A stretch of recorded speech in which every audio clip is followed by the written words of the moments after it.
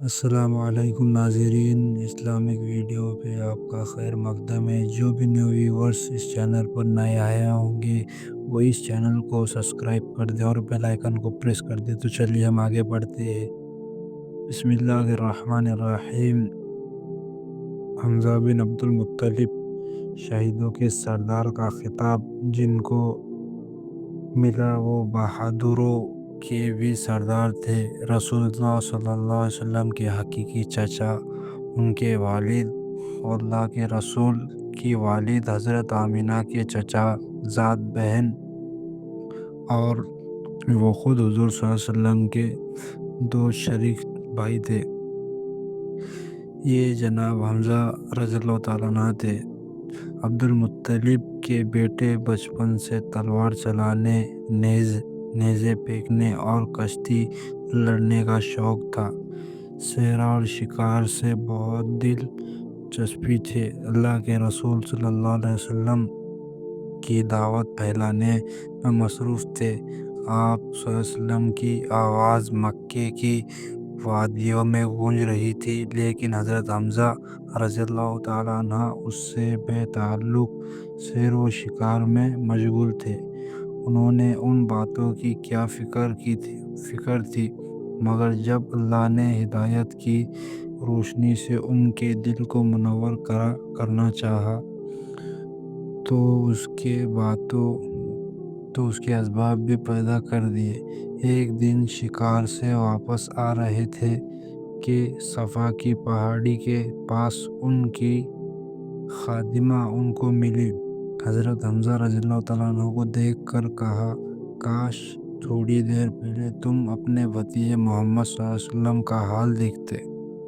وہ کعبہ میں اللہ کا پیغام پہنچا رہے تھے کہ ابو جہل نے انہیں برا بھلا کہا اور ستایا، لیکن محمد صلی اللہ علیہ وسلم نے کوئی جواب نہیں دیا اور صبر کر کے خاموشی سے چلے گئے۔ یہ سننا تھا کہ حضرت حمزہ رضی اللہ تعالیٰ عنہ کو جوش آ گیا۔ تیزی سے کعبے کی طرف بڑھے اور وہاں پہنچ کر ابو جہل کے سر پر اپنی کمان زور سے ماری، جس سے وہ زخمی ہو گیا۔ چند آدمی اس کی مدد کو دوڑے اور بولے، حمزہ شاید تم بھی بے دین ہو گئے ہو۔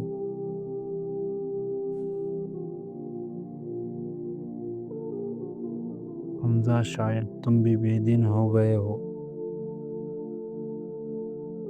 فرمایا، ہاں، جب مجھ پر حقیقت ظاہر ہو گئی ہے تو اب مجھے کون سی چیز باز رکھ سکتی ہے؟ ہاں، میں گواہی دیتا ہوں کہ محمد صلی اللہ علیہ وسلم اللہ کے رسول ہے اور وہ جو کچھ کہتے ہیں سچ کہتے ہیں۔ اللہ کی قسم، اب میں اس سے نہیں پھر سکتا۔ اگر تم مجھے روک سکتے ہو تو روک کر دیکھو۔ یہ اسلام کا وہ زمانہ تھا جب اللہ کے رسول صلی اللہ علیہ وسلم ارقم کے مکان میں پناہ لیے ہوئے تھے اور مسلمانوں پر مشکل وقت تھا۔ ان کی تعداد بھی تھوڑی تھی اور کم زور بھی تھے۔ حضرت حمزہ رضی اللہ تعالیٰ عنہ کے ایمان لے آنے سے صورتحال بدل گئی اور کافر کے ظلم و ستم میں کمی ہو گئی، کیونکہ ان کی بہادری کا سب ہی لوہا مانتے تھے۔ حضرت حمزہ رضی اللہ تعالیٰ عنہ کے ایمان لانے کے بعد ایک روز حضرت عمر رضی اللہ تعالیٰ عنہ حضور صلی اللہ علیہ وسلم کے مکان پر حاضر ہوئے اور دروازہ کھٹکھٹایا۔ ان کے ہاتھ میں تلوار دیکھ کر صحابہ اکرام دروازے کھولنے میں ہچکچا رہے تھے۔ حضرت حمزہ رضی اللہ تعالیٰ عنہ نے کہا، آنے دو، اگر نیک ارادے سے آئے ہیں تو ٹھیک ہے، ورنہ انہی کی تلوار سے ان کا سر اڑا دوں گا۔ حضرت عمر رضی اللہ تعالیٰ عنہ اندر داخل ہوئے تو ان کی زبان پر کلمہ توحید تھا اور مسلمان خوشی سے جوش میں اللہ اکبر کے نعرے لگا رہے تھے۔ 2 ہجری میں بدر کے میدان میں کافروں کا لشکر مسلمانوں سے لڑنے کے لیے جمع ہوا۔ مشرکین قریش کے سرداروں عتبہ، شیبہ اور ولید نے عرب کے دستور के मुताबिक पहले अकेले लड़ने के लिए मुसलमानों को आवाज़ दी। चंद अंसारी नौजवान आगे बढ़े। उतबा को नस्ब का गुरूर था। पुकार कर हुजूर सल्लल्लाहु अलैहि वसल्लम से कहने लगा, हमारे बराबर के आदमियों को भेजो। हुजूर सल्लल्लाहु अलैहि वसल्लम ने जनाब हमजा रज़ियल्लाहु ताला अन्हु, जनाब अली रज़ियल्लाहु ताला अन्हु और जनाब उबैदा रज़ियल्लाहु ताला अन्हु को इशारा किया कि उठो और आगे बढ़ो। हुक्म की देरी थी कि तीनों बहादुर मुकाबले पर खड़े हो गए। हुजूर हजरत हमजा रज़ियल्लाहु ताला अन्हु ने पहले ही वार में उतबा को ख़त्म कर दिया। हजरत अली रज़ियल्लाहु ताला अन्हु ने शिबा का सर उड़ा दिया, लेकिन हजरत अबू उबैदा रज़ियल्लाहु ताला अन्हु और वलीद में देर तक मुकाबला होता रहा। और जब अबू उबैदा रज़ियल्लाहु ताला अन्हु ज़ख्मी हो गए तो हज़रत अली और हज़रत हमजा रज़ियल्लाहु ताला अन्हु ने एक साथ हमला करके वलीद का खात्मा कर दिया। ये देखकर तैमा इंतकाम के जोश में आगे बढ़ा, मगर हज़रत हमजा रज़ियल्लाहु ताला अन्हु के एक ही वार में ख़त्म हो गए। फिर तो काफिर ने एकदम हल्ला बोल दिया और ज़ोर की लड़ाई शुरू हो गई। हज़रत हमजा रज़ियल्लाहु ताला अन्हु के सर पर 70 मर्ग का पर लगा था, इसलिए वो जिस तरफ घुस जाते साफ नज़र आते। दोनों हाथों में तलवार थी और मर्दाना वार काफिर का सफाया कर रहे थे। थोड़ी देर में इस्लाम के दुश्मन शिकस्त खाकर भाग खड़े हुए। काफिरों में से जो लोग कैदी बना लिए गए थे, उन्होंने लोगों से पूछा कि ये लगाए कौन है, ये पर लगाए कौन है। लोगों ने कहा, हमजा रज़ियल्लाहु ताला अन्हु। कैदी कहने लगे, आज हमको सबसे ज़्यादा नुकसान उन्होंने पहुंचाया है। कुरैशी मक्का पर इस शिकस्त का बहुत असर था और वो बदला लेने के लिए अगले साल ही मदीने पर चढ़ाई की नीयत से निकले। सरवर कायनात सल्लल्लाहु अलैहि वसल्लम ने इस्लाम के जानिसारों के साथ आगे बढ़कर ओहद के मैदान में उनका मुकाबला किया।